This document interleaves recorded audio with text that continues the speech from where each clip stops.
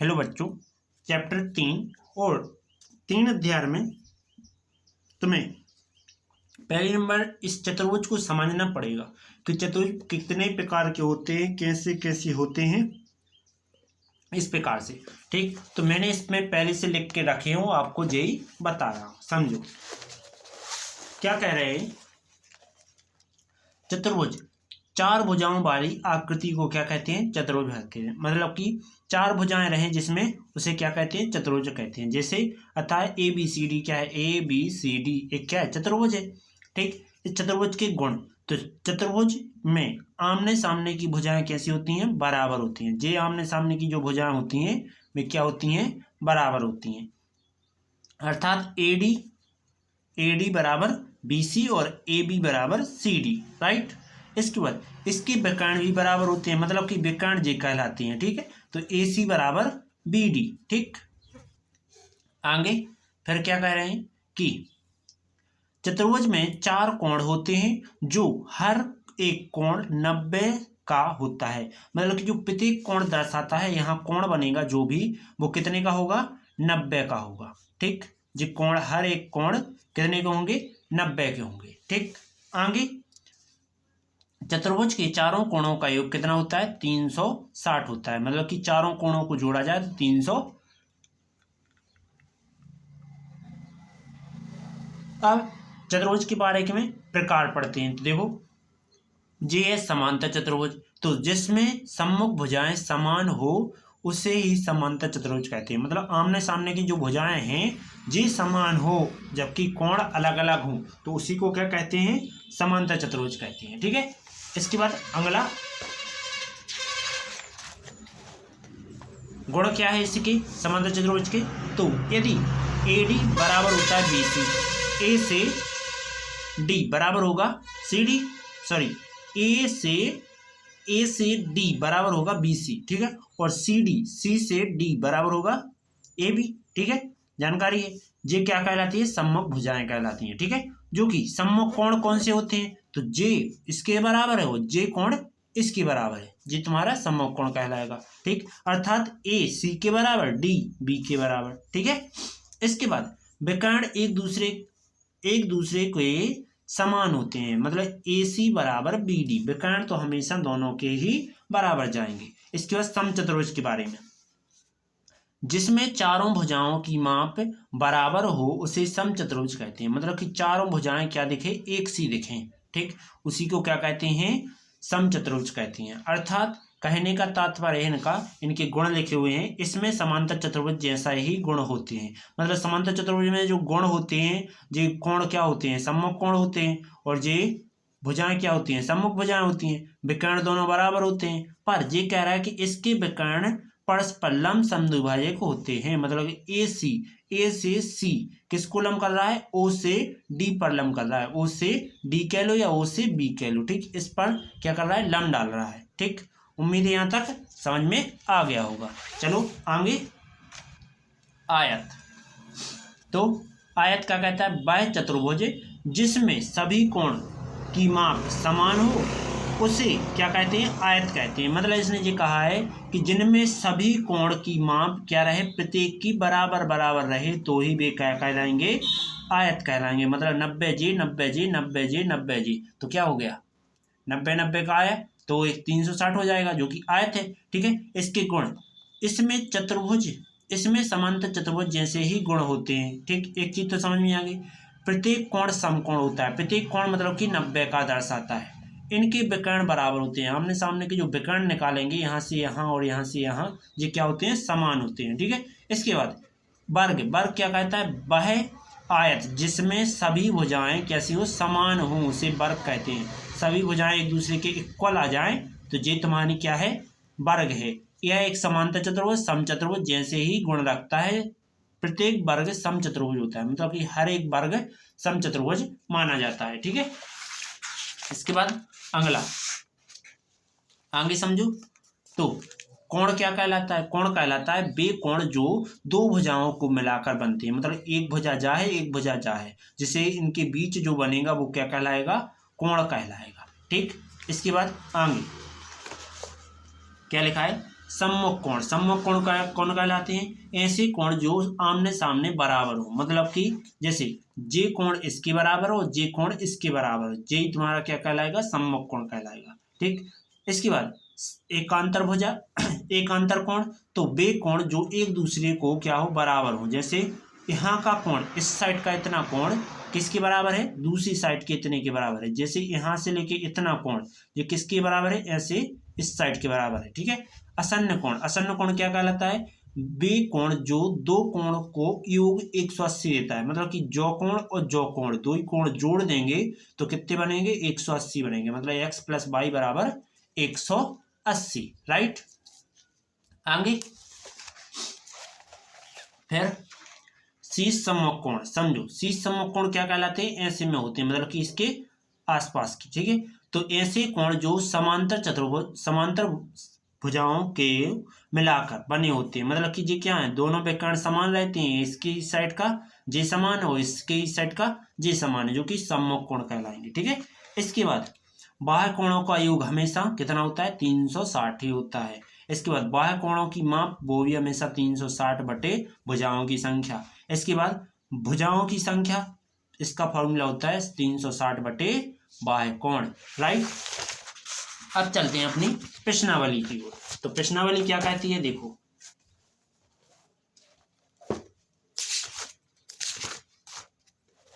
प्रश्नावली ये लिखा है। ठीक, इसमें ध्यान से पढ़ने का। ये कह रहा है यहाँ पर कुछ आकृति दी गई हैं, पहली, दूसरी, तीसरी, चौथी, पांचवी, छठवीं, सातवीं, आठवीं। प्रत्येक का वर्गीकरण निम्न के आधार पर कीजिए। कौन सी साधारण है, कौन सी बी नंबर मतलब साधारण बंद हो, कौन सी ये है, कौन सी उत्तल बहुभुज, कौन सी अवतल बहुभुज है। ठीक, यही बताना है। तो अपन क्या करेंगे? यहाँ डालेंगे प्रश्नावली, लिख लेंगे प्रश्नावली 3.1, जिसमें अपन को साधारण वक्र, पहली हेडिंग डालेंगे। पहले में क्या है? ए नंबर, साधारण वक्र, साधारण वक्र। इसके बाद दूसरी बार में बी नंबर में क्या है? साधारण बंद वक्र,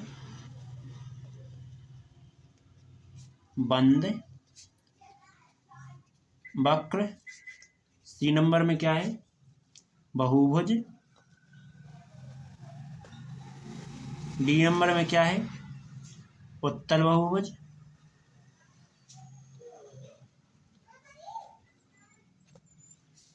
ई नंबर में क्या है? अवतल बहुभुज।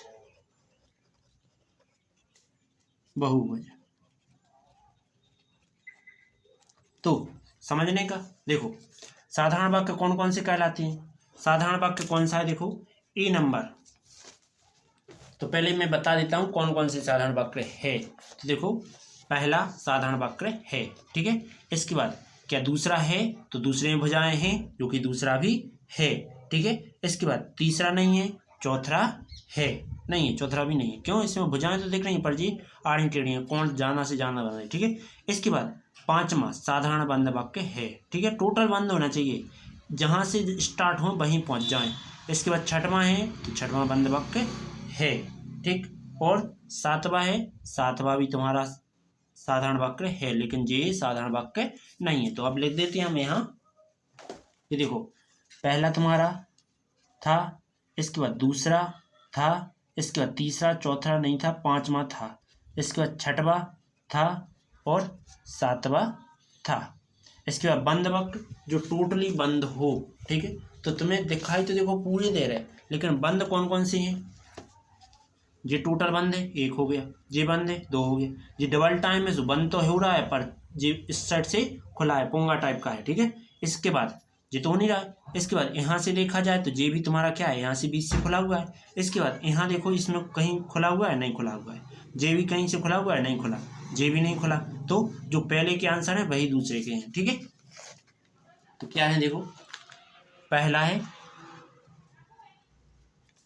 इसके बाद दूसरा है, इसके बाद पांचवा है, छठवां है, सातवां है, और कौन सा है, और कुछ नहीं है, ठीक है। बहुभुज, बहुभुज कौन कौन सी, जिनमें भुजाएं अनेक हों, ठीक। तो बहुभुज कौन कौन से कहलाती हैं, देखो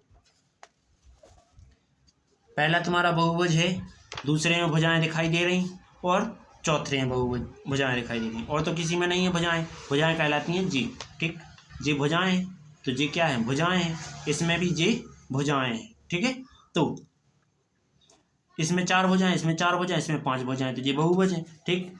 इसके बाद क्या बन जाएगा, देखो पहला नंबर बहुभुज है, दूसरा बहुभुज है, इसके बाद चौथा नंबर भी बहुभुज है, राइट। इसके बाद उत्तल बहुभुज, उत्तल क्या कहलाता है, देखो उत्तल बहुभुज, उत्तल कौन कौन सा है, केवल दूसरा नंबर ही उत्तल है और बाकी सब अवतल है, ठीक है। तो क्या लिखेंगे, उत्तल बहुभुज क्या है, ओनली दूसरा नंबर है। तो चलो लिखते हैं, 1 मिनट देना थोड़ा और। चलो मैंने क्या किया कि ये हो गया उत्तल बहुभुज, ठीक। इसके बाद अवतल, अवतल कौन कौन सा है, कि देखो अवतल, देखो जे इमेज क्या बना रहा है, इस साइड से इस साइड बन जाएगी, और जे भी तुम्हारी इस साइड से इस साइड इमेज बन जाएगी, कहीं से भी देख लो तो सेम का सेम बनेगा, इसको पलट जाएगा, जे सब पलट जाएंगे, इसलिए जे केवल पहला और चौथा ही तुम्हारा सही है, ठीक है। तो पहला और चौथा, ओके। आगे दूसरा नंबर क्या कह रहा है, समबहुभुज क्या है और एक समबहुभुज के नाम एवं माप बताइए, ठीक। पहली बात नाम बताना है, माप वगैरह कुछ नहीं बताना है। तो दूसरे का पहला वे कह रहा है समबहुभुज क्या है, तो समबहुभुज हेडिंग डालेंगे पहले, समबहुभुज, समबहुभुज क्या कहलाता है, एक समबहुभुज, एक बहुभुज, एक बहुभुज के समबहुभुज, एक बहुभुज को समबहुभुज कहते हैं, समबहुभुज कहते हैं यदि जिसके अंतः कोण बराबर हों, जिसके अंतः कोण बराबर हों एवं क्या हो, भुजाएं समान हो, भुजाएं समान हो, ठीक।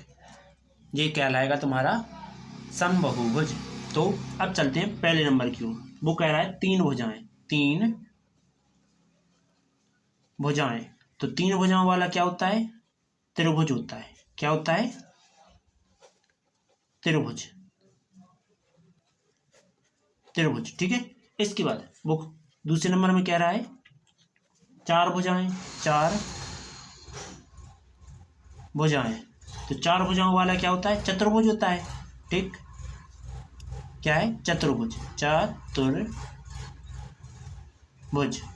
इसके बाद तीसरे नंबर में क्या है, 6 भुजाएं, तो 6 भुजाओं वाला क्या होता है, षडभुज, कौन सा, षडभुज। चित्र कैसा बनता है, इसका चित्र बनता है कुछ इस प्रकार से, ठीक। ये तुम्हारा चित्र बन जाएगा। चलो वीडियो अच्छी लगी तो लाइक और सब्सक्राइब कीजिए, बेल आइकन प्रेस कीजिए, जिससे आने वाली वीडियो आपको नोटिफिकेशन के जरिए प्राप्त हो जाए। चलो चलते हैं अगली वीडियो की। तो अगली कौन सी है, प्रश्नावली 3.2, ठीक। चलो